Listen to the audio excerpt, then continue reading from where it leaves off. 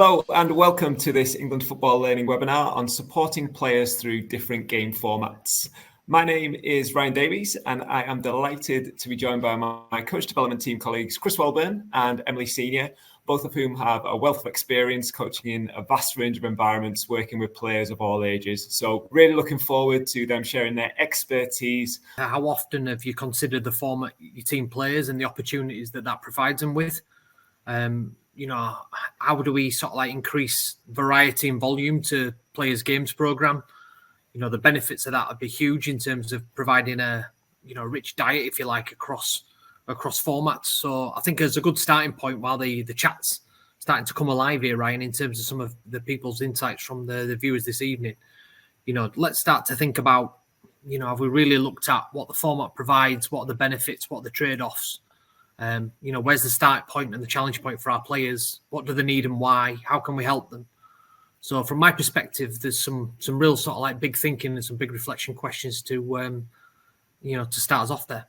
We've tried to summarise some of our thoughts and Chris's thoughts there, and I think this really reflects a lot of the things that are coming in the chat box as well, in terms of what do the different formats, whether it's 3v3, 5v5, 7v7, what types of things do differ at those different stages, and we've got them on there in terms of things like the laws of the game, size of the pitch, probably quite basic ones, the goal size, the ball size, duration of the game, and I'm sure all these things are things that are familiar with the with all the coaches tuning in tonight, and especially those who've maybe like yourself, Emily, who've taken teams through different formats and kind of evolved with the team in those formats. You'll see these things change over time. Right, here at the FA, we're really lucky. We've got a game insights team that can really dive into the data that they can find from individuals that they watch across each of the formats. So here you can see some game insight research from an under 14 boys playing across completely different formats. So you can see in a 3v3 setting, a 5v5 setting, a 7v7, and then into the 11v11 game, all with the proper pitch dimensions for that game as well. We look into the numbers there, we can see, and I don't think it will be a shock to many of us that have watched these different formats in action, that those attacking actions are much higher in the lower formats. So the smaller format tends to mean that players get more touches on the ball and get more of these positive actions. I just want everybody to start maybe having a think about your own setting and what kind of benefits do you get from the different formats, and are there any trade-offs from that? I'll go to Chris. Chris, if you think about the kind of settings that you've been, I know you've worked in a variety of different formats. What do you believe some of the benefits and trade-offs to be across those formats? No, thank you, Emily. I think first and foremost, I think it's really important to understand the start and the challenge point of the players that we're working with. As we're all aware, they've got different needs, they've got different wants, they've got different motivations. But then when we think about the game format, can we start to really look at the player, if you like, under the microscope a little bit in terms of, where are they at in their development? What do we need to provide them some stretch with? What's some of the challenge points that we might want to try and hit with them? And I always think about an example of, sometimes we work with players and, we might be introducing them to a new format, or they might be coming into the team, or they might be, in an early phase of their development where probably not as comfortable and confident as some of the other players. And what we tend to do, and what I tend to see sometimes, is that players get put on the edge of the pitch where there's probably less opportunities to provide damage, for want of a better word, or risk, or there's a less exposure for them on the outsides, and they're probably not in sort of like highly contested areas in the middle where there's quite a lot of decision making, a lot of problem solving to do. So how can we rotate positions? How can we provide players experiments to develop? How can we trust and ownership within the players to play them in the variety of positions, just to maybe help them in terms of their development? And how can we consider a left back, for example, who's really good at progressing up and down the wing, but actually probably needs to develop receiving 360, for example, or receiving on with multiple touches? And how can we encourage them to become a pivot player in a midfield, for example? So how can we get them exposure to different capabilities of the game to help their characteristics develop. And those smaller formats allow us to, see those pictures more and more often, don't they? And, whereas if you're only touching the ball every few minutes, like you said, you talked about a little bit of kind of maybe internal pressure on the players there. And, if they make a mistake, they might not get another touch the ball for a few minutes, where in a 3v3, you miss one of those chances to finish a goal. Well, another one is probably going to come along in a minute or so. So, again, it gives more observational touch points for the coaches, and also gives the players more time to, practice all those key actions as well. When we are developing practices and we are going out onto the training pitch, as coaches, are we making the practice realistic to the space that these players are going to have? So we can still have smaller formats when we go into it, but is that realistic to, if we're a 7v7 side, is it going to be realistic to the space that we have to play in when we're a team that's playing at that level?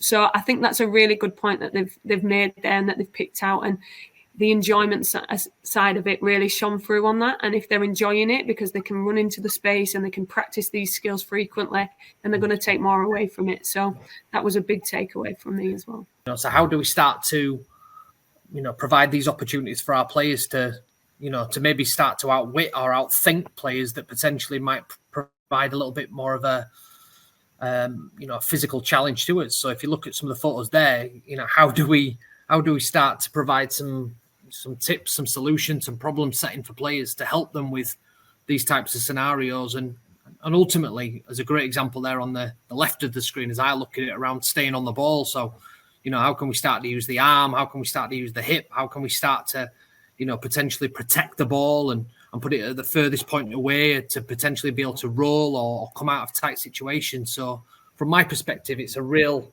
nice little graphic for us to start thinking about not only game formats, but then starting to think about the individual characteristics of our players and how they deal with coming up against opposition.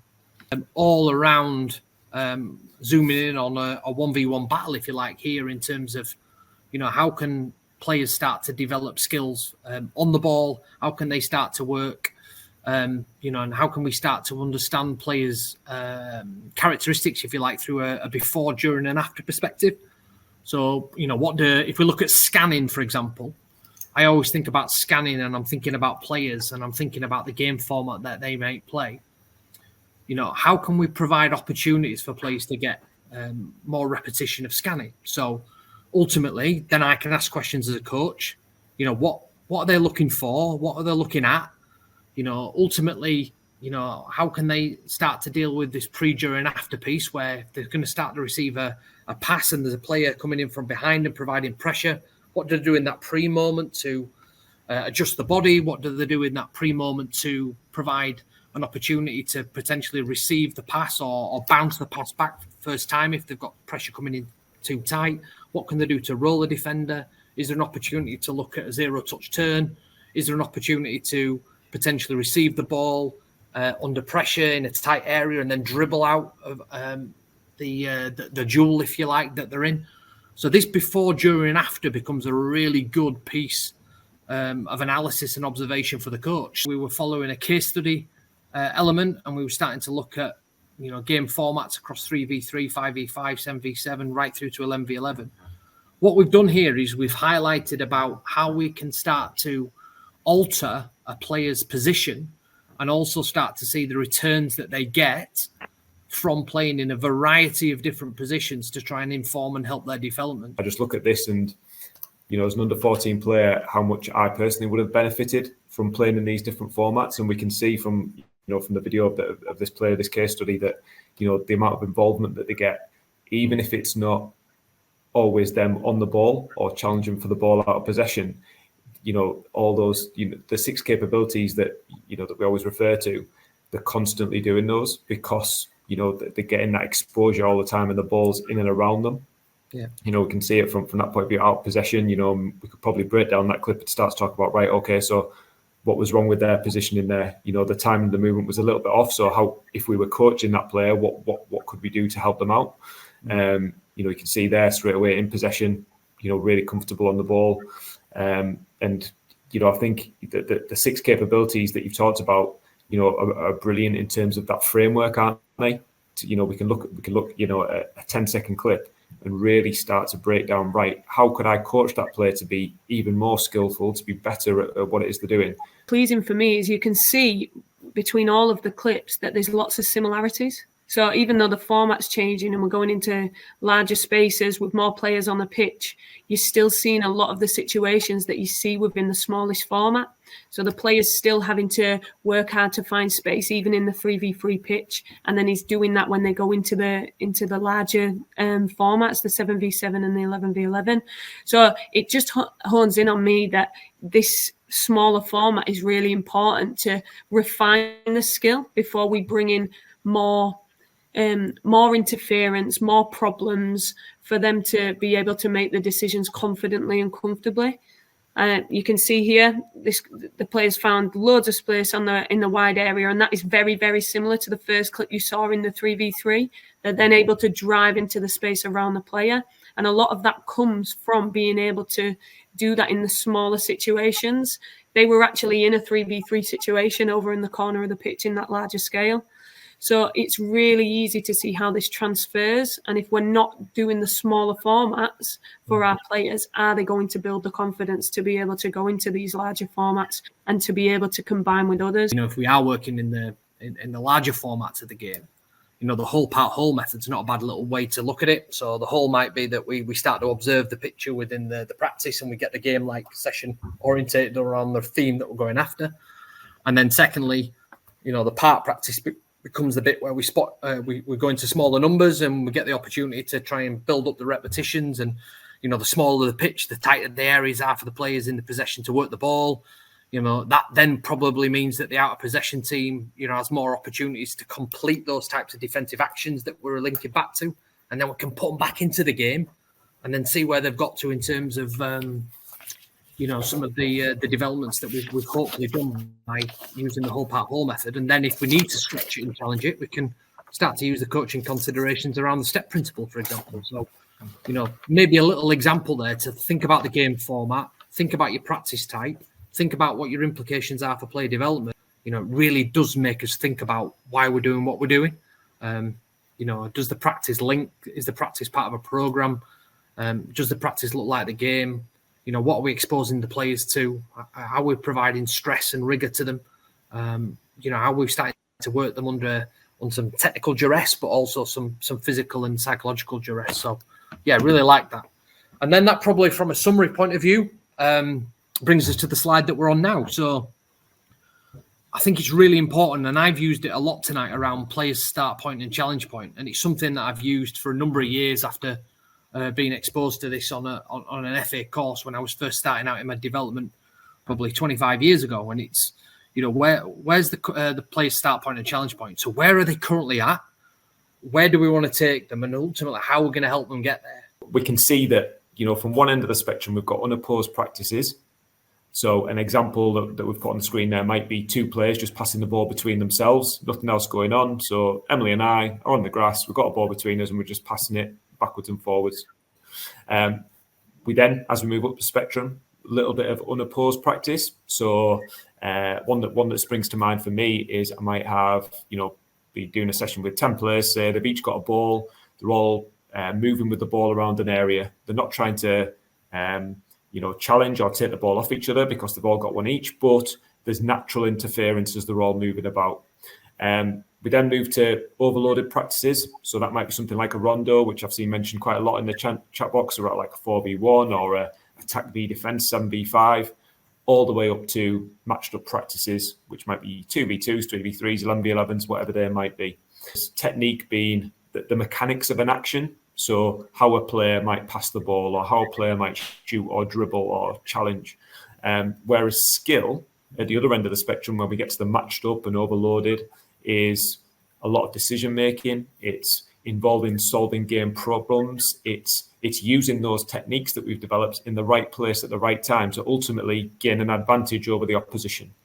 We're going to play a game today which is going to help us with our passing, receiving and movement skills. To score some points, because we want to score some points, one of us has got to catch the ball in one of the 5 boxes. Brilliant movement like that, fantastic. What we're going to do is build the game up, because now we're not going to be goalkeepers, now we're going to be outfield players. And play! Off we go! Like it, brilliant. This time, you can stop other teams scoring as quickly. Like it. Stop the other teams from scoring. Score as many as you can yourself. We've then gone to passing and moving with our feet. We've then gone to people disrupting and trying to get in the way. The last step was defenders. We're now going to go to the final step, which is a 2v2 version of the game. 3, 2, 1, and play. Off we go. That's it. You have to steal it and get the ball into the corner. For a group who are just starting out, it might be a case of, we'll go ball in hand to get them used to really, thinking about those 6 capabilities, talking about timing, movement, scanning. So we take the technical football aspect out, but we can work on some of the other 6 capabilities around it. I think in terms of that question around, right, well, how might this practice help players transition from one format to the other? So one thing I did in that session was get the players to build relationships as they were going into a 11v11 in the next season.